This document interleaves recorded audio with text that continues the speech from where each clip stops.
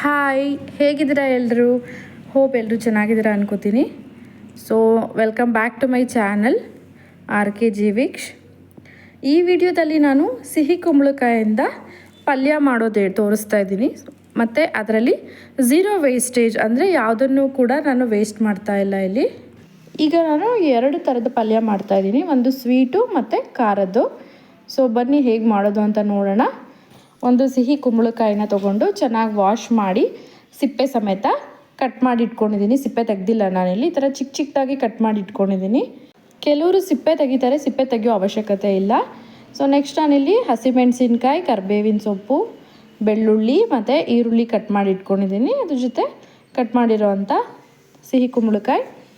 ಒಂದು ಪ್ಯಾನಲ್ಲಿ 3 ಇಂದ 4 ಸ್ಪೂನ್ ಎಣ್ಣೆನ ಹಾಕ್ಕೊಂಡು ಅದಕ್ಕೆ ಸ್ವಲ್ಪ ಸಾಸಿವೆ ಮತ್ತು ಜೀರಿಗೆನ ಹಾಕ್ಕೊಳ್ತಾ ಇದ್ದೀನಿ. ನೆಕ್ಸ್ಟ್ ಅದಕ್ಕೆ ಕರಿಬೇವು ಮತ್ತು ಬೆಳ್ಳುಳ್ಳಿನ ಹಾಕ್ಕೊಂಡಿದ್ದೀನಿ. ಅದು ಚೆನ್ನಾಗಿ ಫ್ರೈ ಆದಮೇಲೆ ಈರುಳ್ಳಿ ಮತ್ತು ಹಸಿಮೆಣಸಿನ್ಕಾಯಿ ಹಾಕ್ಕೊಂಡು ಎರಡನ್ನೂ ಕೂಡ ಎಣ್ಣೆಯಲ್ಲಿ ಚೆನ್ನಾಗಿ ಬಾಡಿಸ್ಕೊಳ್ಬೇಕು. ಸೊ ಇದಾದಮೇಲೆ ನಾವು ಹೆಚ್ಚಿಟ್ಕೊಂಡಿದ್ದಂಥ ಕುಂಬಳಕಾಯಿನ ಹಾಕ್ಕೊಳ್ಬೇಕು. ಇದರಲ್ಲಿ ನಾನು ಅರ್ಧದಷ್ಟು ಮಾತ್ರ ಹಾಕ್ಕೊಂಡಿದ್ದೀನಿ, ಇನ್ನರ್ಧ ಹಾಗೆ ತೆಗೆದಿಟ್ಕೊಂಡಿದ್ದೀನಿ ಸಿಹಿ ಪಲ್ಯ ಮಾಡೋದಕ್ಕೆ. ಕುಂಬಳಕಾಯಿನ ಈರುಳ್ಳಿ ಜೊತೆ ಚೆನ್ನಾಗಿ ಮಿಕ್ಸ್ ಮಾಡಿಕೊಂಡು ಆಮೇಲೆ ನೀರು ಹಾಕ್ಕೊಂಡು ಬೇಯಿಸ್ಕೊಳ್ಬೇಕು. ನೀರು ಹಾಕಿದಾದ್ಮೇಲೆ ಈ ಥರ ಚೆನ್ನಾಗಿ ಮಿಕ್ಸ್ ಮಾಡಿ ಇದಕ್ಕೆ ಒಂದು ಲಿಡ್ಡನ್ನು ಕ್ಲೋಸ್ ಮಾಡಿ ಹಬೆನಲ್ಲಿ ಚೆನ್ನಾಗಿ ಬೇಯಿಸ್ಕೊಳ್ಬೇಕು. 10 ಮಿನಿಟ್ಸ್ ಬೇಯಿಸ್ಕೊಂಡ್ರೆ ಸಾಕು, ಬೇಗ ಸಾಫ್ಟ್ ಆಗುತ್ತೆ ಇದು. ಸಿಪ್ಪೆನೂ ಕೂಡ ಅಷ್ಟೇ ಬೇಗ ಸ್ಮೂತಾಗಿ ಬೇಯುತ್ತೆ. ಸೊ ನೋಡಿ, ನಾನು ತೋರಿಸ್ತಾ ಇದ್ದೀನಿ. ಇದು ಕೈಯಲ್ಲಿ ಇಟ್ಕೊಂಡು ಪೀಸ್ ಮಾಡಿದ್ರೆ ಈ ಥರ ಸ್ಮೂತಾಗಿ ಕಟ್ ಆಗಬೇಕು. ಈಗ ಇದು ಬೆಂದಿದೆ, ಇದಕ್ಕೆ ಸ್ವಲ್ಪ ಉಪ್ಪು ಹಾಕ್ಕೊಳ್ತಾ ಇದ್ದೀನಿ. ಉಪ್ಪು ಹಾಕ್ಕೊಂಡು ಚೆನ್ನಾಗಿ ಮಿಕ್ಸ್ ಮಾಡ್ಕೊಳ್ಬೇಕು. ಕೆಲವರು ಸಿಪ್ಪೆ ಎಲ್ಲ ತೆಗೆದ್ಬಿಟ್ಟು ಮಾಡ್ತಾರೆ, ಸೊ ಅವಶ್ಯಕತೆ ಇಲ್ಲ. ಸಿಪ್ಪೆನಲ್ಲೂ ಕೂಡ ಒಳ್ಳೆ ಪ್ರೋಟೀನ್ಸ್, ವಿಟಮಿನ್ಸ್ ಎಲ್ಲ ಇರುತ್ತೆ. ಸೊ ಅದನ್ನು ವೇಸ್ಟ್ ಮಾಡೋದ್ರ ಬದಲು ನಾವೇ ಯೂಸ್ ಮಾಡ್ಕೊಳ್ಬೋದು. ಈಗ ಇದಕ್ಕೆ ಕಾಯಿ ತುರಿ ಮತ್ತು ಕೊತ್ತಂಬರಿ ಸೊಪ್ಪನ್ನು ಹಾಕಿ ಚೆನ್ನಾಗಿ ಮಿಕ್ಸ್ ಮಾಡ್ಕೊಳ್ತಾ ಇದ್ದೀನಿ. ಸೊ ಇದನ್ನು ಚೆನ್ನಾಗಿ ಮಿಕ್ಸ್ ಮಾಡಿಕೊಂಡ್ರೆ ಖಾರ ಪಲ್ಯ ರೆಡಿ ಆಗುತ್ತೆ. ಇದು ಚಪಾತಿ ರೊಟ್ಟಿ ಜೊತೆ ಒಳ್ಳೆ ಕಾಂಬಿನೇಷನ್.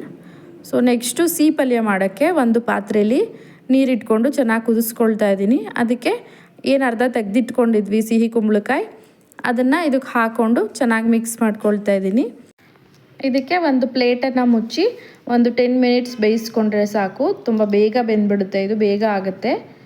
ನೋಡಿ, ಇಷ್ಟು ಸಾಫ್ಟಾಗಿ ಬೇಯಬೇಕು. ಈಗ ಬೆಲ್ಲದ ಪುಡಿ ಮತ್ತು ಕಾಯಿ ತುರಿ ಹಾಕ್ಕೊಳ್ತಾ ಇದ್ದೀನಿ. ಇದು ಹಾಕ್ಕೊಂಡು ಜೊತೆಗೆ ಸ್ವಲ್ಪ ಏಲಕ್ಕಿನೂ ಹಾಕ್ಕೊಳ್ತಾ ಇದ್ದೀನಿ.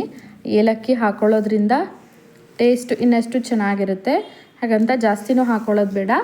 ಸೊ ಈಗ ಇದನ್ನು ಚೆನ್ನಾಗಿ ಮಿಕ್ಸ್ ಮಾಡ್ಕೊಳ್ತಾ ಇದ್ದೀನಿ. ಇದನ್ನು ಮಿಕ್ಸ್ ಮಾಡಿಕೊಂಡ್ರೆ ಸಿಹಿ ಪಲ್ಯ ಕೂಡ ರೆಡಿ ಆಗುತ್ತೆ. ಸೊ ನೋಡಿ, ಇದನ್ನು ನಾನು ಈ ಥರ ಸರ್ವ್ ಮಾಡ್ತಾಯಿದ್ದೀನಿ. ಇದು ರೊಟ್ಟಿ ಚಪಾತಿ ಜೊತೆ ಒಳ್ಳೆ ಕಾಂಬಿನೇಷನ್. ಇದು ರಾಗಿ ರೊಟ್ಟಿ ಜೊತೆ ಅಂತೂ ತುಂಬ ಚೆನ್ನಾಗಿರುತ್ತೆ.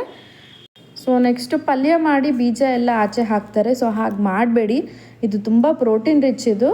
ಸೊ ಇದನ್ನು ನೀರು ಹಾಕಿ ಚೆನ್ನಾಗಿ ವಾಶ್ ಮಾಡಿಕೊಂಡು ಬರೀ ಬೀಜ ಮಾತ್ರ ಸಪ್ರೇಟ್ ಮಾಡಿ ತೊಗೊಳ್ಬೇಕು. ಇದು ಮಕ್ಕಳಿಂದ ಹಿಡಿದು ವಯಸ್ಸಾಗಿರೋರ ತನಕನೂ ತುಂಬ ಒಳ್ಳೆಯದಿದು. ಯಾವುದೇ ಏಜ್ ರಿಸ್ಟ್ರಿಕ್ಷನ್ಸ್ ಇಲ್ಲ ಇದನ್ನು ತಿನ್ನೋದಕ್ಕೆ. ತುಂಬ ಪ್ರೋಟೀನ್ ರಿಚ್ ಆಗಿರುವಂಥದ್ದು ಇದು.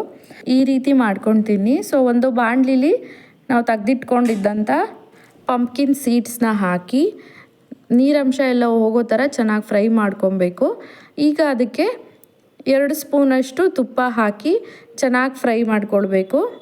ಇದು ಸ್ವಲ್ಪ ಗೋಲ್ಡನ್ ಕಲರ್ ಬರೋ ತನಕನೂ ಫ್ರೈ ಮಾಡ್ಕೊಳ್ಬೇಕು. ಫ್ರೈ ಮಾಡಬೇಕಾದ್ರೆ ಇದು ಬುಡ್ಡಕ್ಕಾಗುತ್ತೆ, ಸ್ವಲ್ಪ ಉಬ್ಬುತ್ತೆ. ಇದು ಚೆನ್ನಾಗಿ ಫ್ರೈ ಮಾಡ್ಕೊಂಡಾದಮೇಲೆ ಗೋಲ್ಡನ್ ಕಲರ್ ಬಂದಮೇಲೆ ಸ್ವಲ್ಪ ಉಪ್ಪನ್ನು ಮೇಲೆ ಸ್ಪ್ರಿಂಕಲ್ ಮಾಡಿ ಚೆನ್ನಾಗಿ ಮಿಕ್ಸ್ ಮಾಡ್ಕೊಳ್ಬೇಕು. ಬೋರ್ ಆಗ್ತಾ ಇದೆ ಅಂದರೆ ಅಥವಾ ಸಂಜೆ ಟೀ ಕುಡ್ದಾದ್ಮೇಲೆ ಇದನ್ನು ಒಂದೊಂದೇ ಬಿಡಿಸ್ಕೊಂಡು ತಿಂತಾಯಿದ್ರೆ ಅದು ಮಜಾನೇ ಬೇರೆ ಇರುತ್ತೆ. ಸೊ ಟ್ರೈ ಮಾಡಿ, ಚೆನ್ನಾಗಿ ಬರುತ್ತೆ. ಇದು ಹೆಲ್ತ್ಗೂ ತುಂಬ ಒಳ್ಳೆಯದು. ನೆಕ್ಸ್ಟು ನಾನು ಸ್ವಲ್ಪ ಖಾರ ಹಾಕ್ಕೊಳ್ತಾ ಇದ್ದೀನಿ, ಅಚ್ಕಾರದ ಪುಡಿ ಹಾಕ್ಕೊಳ್ತಾ ಇದ್ದೀನಿ. ಇದು ಆಪ್ಷನಲ್, ಬೇಕಾದರೆ ಹಾಕೊಬೋದು, ಇಲ್ಲಾಂದರೆ ಸ್ಕಿಪ್ ಮಾಡಿ. ಇದನ್ನು ಸ್ಟವ್ ಆಫ್ ಮಾಡಿ ಖಾರ ಹಾಕಿ ಚೆನ್ನಾಗಿ ಮಿಕ್ಸ್ ಮಾಡ್ಕೊಳ್ಬೇಕು.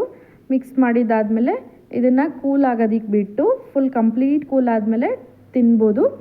ನೆಕ್ಸ್ಟು ತಿರುಳು, ಇದನ್ನು ತೆಗೆದಿಟ್ಕೊಂಡು ಇದನ್ನು ಒಂದು ಮಿಕ್ಸಿ ಜಾರಲ್ಲಿ ಹಾಕ್ಕೊಂಡು ಚೆನ್ನಾಗಿ ಗ್ರೈಂಡ್ ಮಾಡಿ ಅದಕ್ಕೆ ಕಡಲೆ ಹಿಟ್ಟು, ಅಕ್ಕಿ ಹಿಟ್ಟು ಮತ್ತು ಅರಿಶಿಣ ಹಾಕಿ ಮಿಕ್ಸ್ ಮಾಡಿ ಫೇಸ್ ಪ್ಯಾಕ್ ಥರ ಮಾಡ್ಕೊಳ್ಬೋದು. ನಿಮ್ಮ ಸ್ಕಿನ್ ಏನಾದರೂ ಸೆನ್ಸಿಟಿವ್ ಇದ್ದರೆ ಇದನ್ನು ಒಂದ್ಸಲ ಕೈ ಮೇಲೆ ಅಪ್ಲೈ ಮಾಡಿ ನೋಡಿ, ಏನು ಎಫೆಕ್ಟ್ ಆಗಿಲ್ಲ ಅಂದರೆ ಫೇಸ್ಗೆ ಅಪ್ಲೈ ಮಾಡಿ. ಯಾವುದಕ್ಕೂ ಒಂದ್ಸಲ ಚೆಕ್ ಮಾಡಿ ಅಪ್ಲೈ ಮಾಡಿ. ಈ ವಿಡಿಯೋನ ಇಲ್ಲೇ ಮುಗಿಸ್ತಾ ಇದ್ದೀನಿ. ನೀವು ಇನ್ನೂ ನನ್ನ ಚಾನಲ್ಗೆ ಸಬ್ಸ್ಕ್ರೈಬ್ ಆಗಿಲ್ಲ ಅಂದರೆ ಪ್ಲೀಸ್ ಸಬ್ಸ್ಕ್ರೈಬ್ ಆಗಿ ವಿಡಿಯೋ ನೋಡಿ. Thanks for watching.